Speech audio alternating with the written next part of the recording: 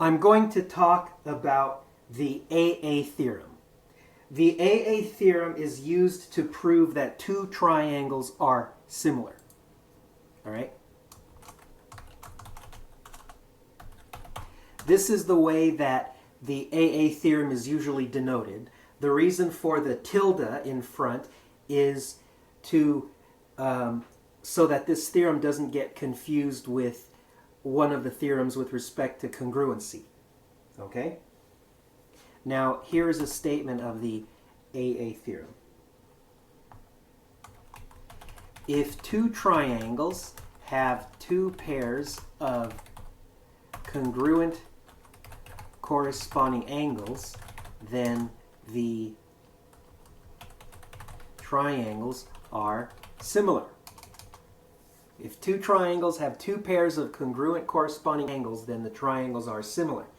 Now, you might be thinking, wait a minute, hold on. I thought that to prove that to prove that two polygons are congruent, we had to show that all the congruent corresponding angles, that all the corresponding angles of those two polygons are congruent. And not only that, but all the corresponding side length ratios are equal. So why is it okay to do just a little bit of work and we get all the other stuff for free? All right. Now, I'm going to show you why this is adequate. Let me start by making the following observation. If you have two triangles and they have three pairs of congruent corresponding angles, then there's no way that they can have different shapes. Okay? Let me repeat that. If two triangles have three pairs of congruent corresponding angles, then the shape is fixed and there's no way that they can have different shapes. Okay? Here's an example.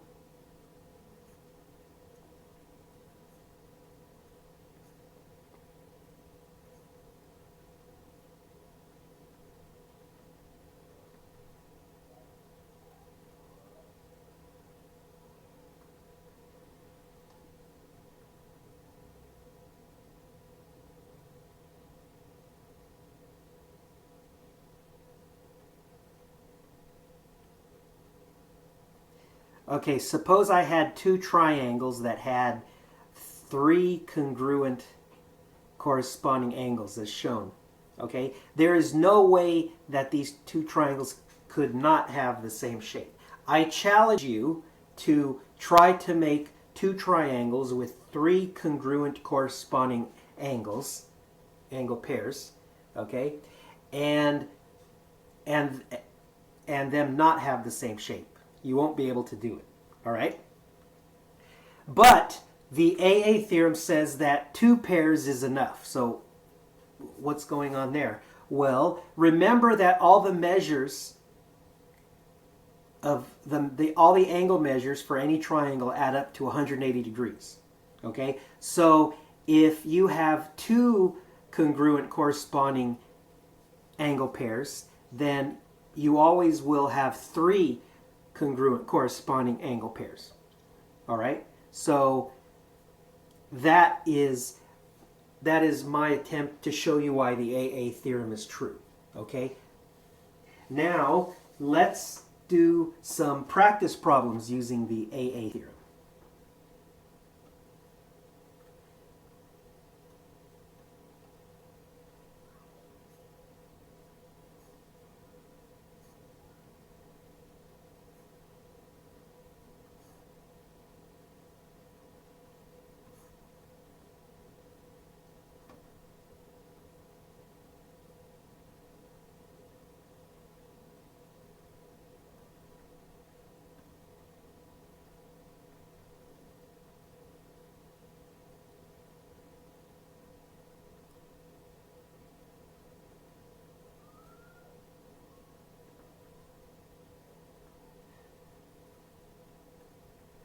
Almost done.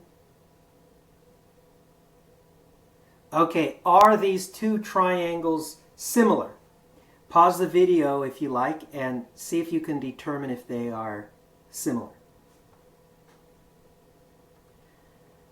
All right, they are similar, and I'll show you why we know for sure. So if the small right triangle has a 38-degree angle, then the missing angle measure must be 52 degrees. But remember that all the measures have to add up to 180 degrees. Likewise, for the big triangle, if one of the angles has a measure of 52 degrees and it's a right triangle, then the other missing angle measure, the missing angle measure has to be 38 degrees. Okay? So now we can apply the AA theorem, and we know that both triangles are similar. All right, let's try another one.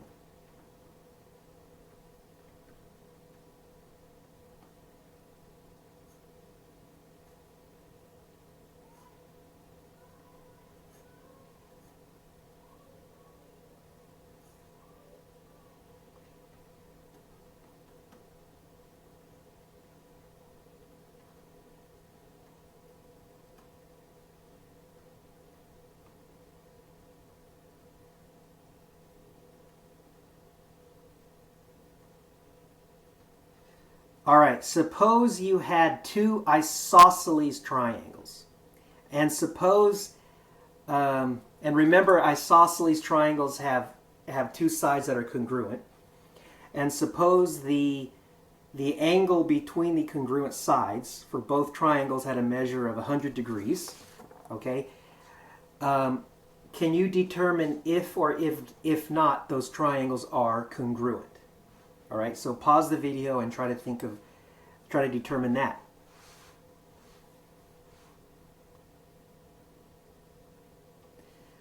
Okay, so I'll show you my reasoning.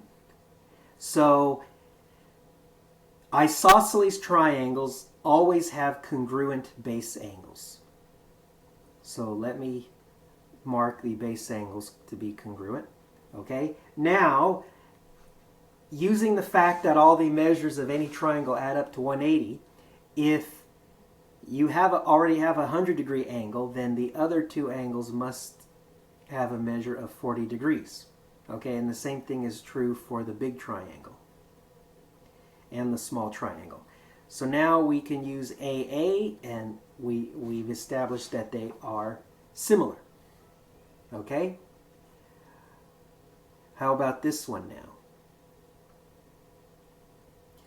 Suppose I had a big triangle and I made a smaller triangle, by drawing a line segment between two sides of the triangle such that that line segment was parallel to the remaining side. So I'll use the parallel symbol to denote that. Now, are the small and big triangles similar? Pause the video and try to determine that now.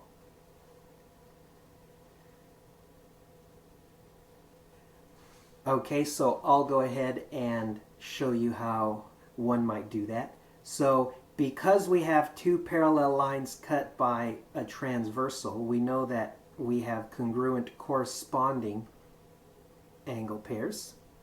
Okay, and we also know that both angles have the same top angle, right?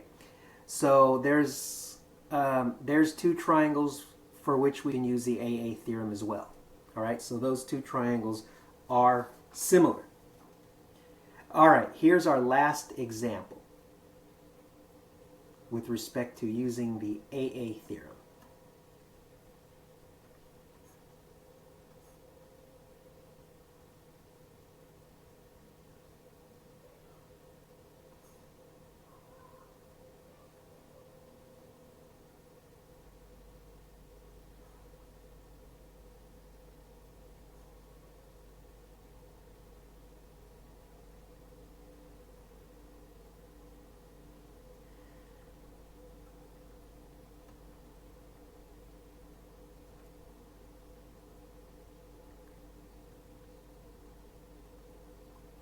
Okay, this time I have a big triangle, and I've formed a smaller triangle out of it by drawing a line segment between two sides of the triangle parallel to the remaining side.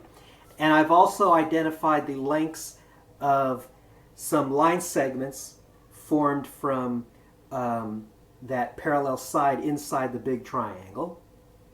All right. Now, and one of the line segments that I've identified, one of the lengths I've identified, I've referred to as x. Okay. Can you determine what x is? What is the length of that line segment that I've identified as with the length x? Okay. Pause the video and try to determine that now, please.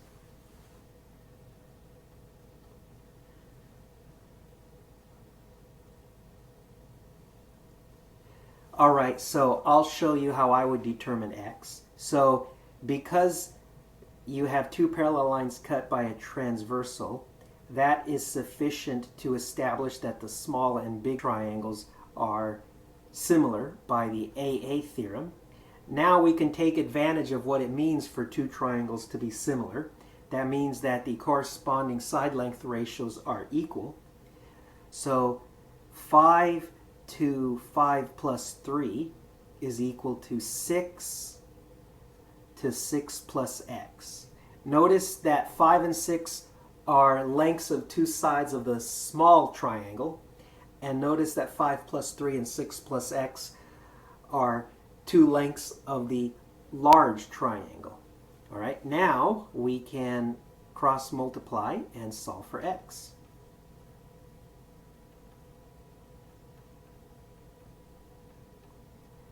So let's see, 5 plus 3 is 8, 8 times 6 is 48. And then on the other side, let me distribute the 5. 5 times 6 is 30, plus 5x. Let me now divide both sides by 30. So that gives 5x is equal to 18.